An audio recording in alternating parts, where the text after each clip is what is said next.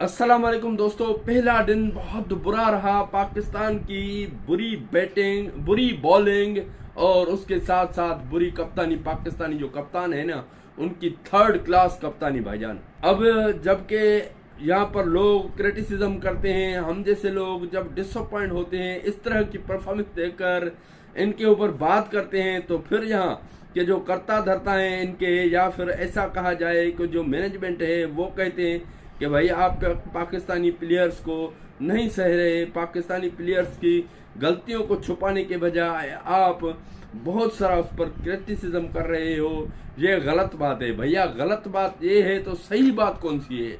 आप लोगों की परफॉर्मेंस देखो, आप लोगों की सिलेक्शन देखो भाईजान। अगर ऐसी सिलेक्शन होगी, अगर ऐसे हमारे कप्तान होंगे, अगर ऐसे हमारे प्लेयर्स होंगे, तो फिर तो भैया बनता है यहाँ पर क्रिटिसिज्म आप पर। फिर तो भैया लोग गुस्सा होंगे, क्योंकि डिसअपॉइंट तो फैंस होते हैं, हम जैसे लोग होते हैं। आप लोगों को क्या फर्क पड़ता है भाईजान? आप लोगों को अगर फर्क पड़ना होता ना, तो फिर आप बेहतर परफॉर्मेंस देते।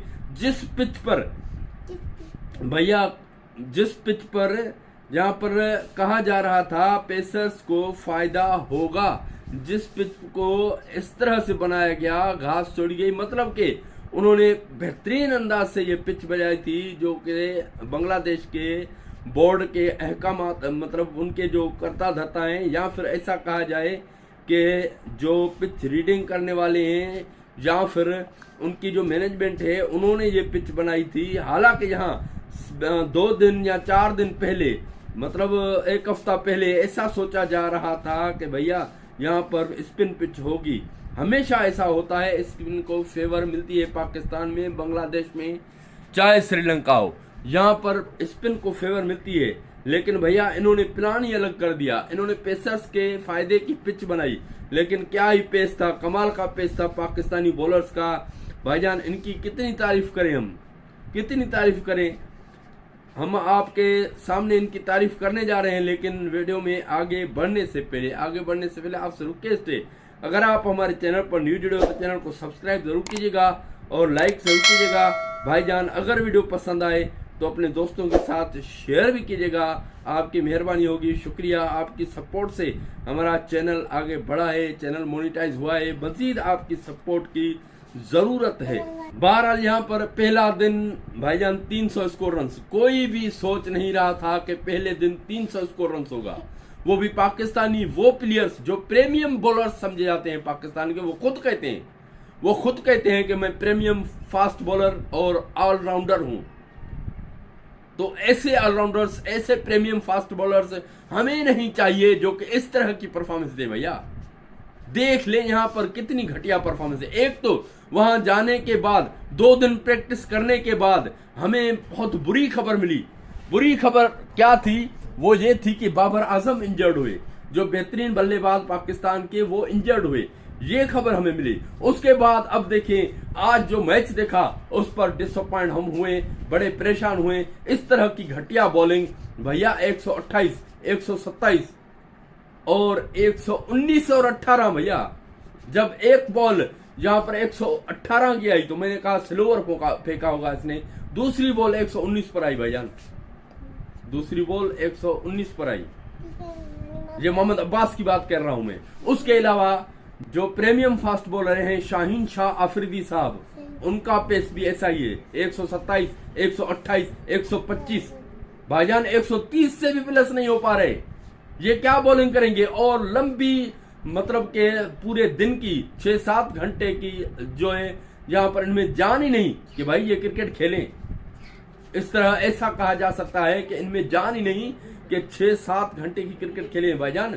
घटिया परफॉर्मेंस है, पूरी दुनिया में इनको देखा जा रहा है कि ये क्या कर रहे हैं। टेस्ट के प्लेयर ही नहीं है इस वक्त पाकिस्तान टीम में, जो हमेशा पाकिस्तान टीम में टेस्ट में जबरदस्त प्लेयर आते थे, बेहतरीन पेसर आते थे। पाकिस्तान सरजमीन, जो पेसर्स की सरजमीन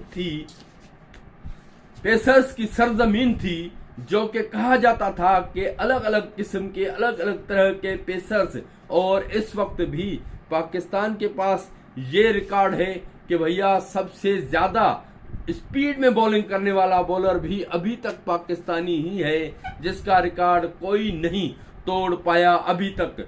जो कि शोएब अख्तर के पास है। लेकिन भैया उसी सरजमीन पर स्विंग के सुल्तान भी पैदा हुए, जिनकी स्विंग कमाल थी। उसी सरजमीन के ऊपर बेहतरीन ऑलराउंडर्स पैदा हुए, जो कि इमरान खान जैसे, अब्दुल रजाक जैसे ऐसे ऑलराउंडर्स, और जबकि यहाँ पर बेहतरीन बॉलर्स पैदा हुए।